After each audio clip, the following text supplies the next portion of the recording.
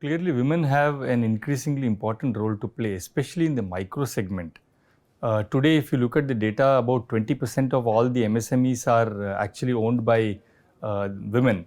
And this 20% can actually grow significantly, especially in areas which are more on the agri-based or the food-based kind of a thing, handicrafts, or anything to do with artistic industries. And the rural areas, the potential of the women to lead micro industries is much higher than it is in the urban areas, right? So, and most of the growth will hereafter actually come in from the rural side, because that's the one which is going to be the propeller as far as our GDP growth is concerned. So, women definitely have a very, very important role to play, and increasingly both the banks as well as the government is waking up to the fact that we need to extend some additional support to women so that they can carry on with their entrepreneurial journeys.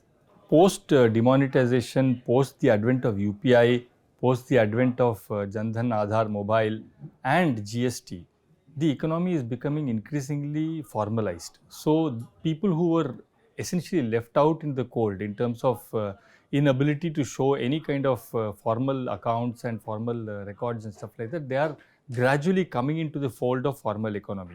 This in itself will unleash a huge amount of development as far as that particular segment is concerned, without doubt, because now obviously there is far more authentic data that you can actually they can show to the banks and to the lending institutions. This is one side.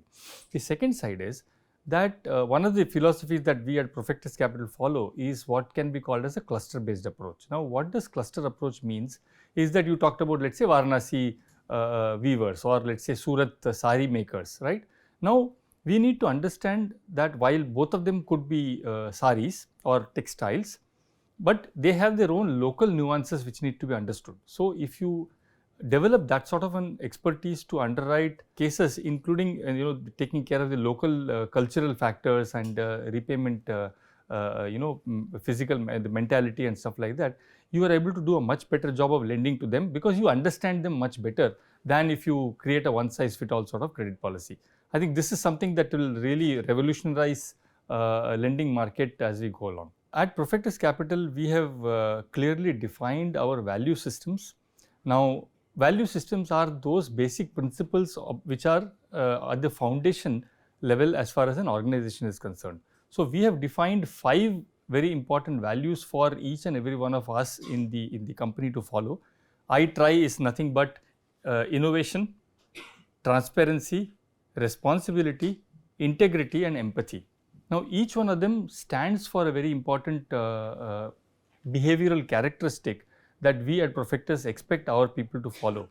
To give you one example, without going into too much detail, E, which is empathy, simply means that we need to understand the customer a lot better, so that we are able to provide a meaningful solution which is suitable to that particular person.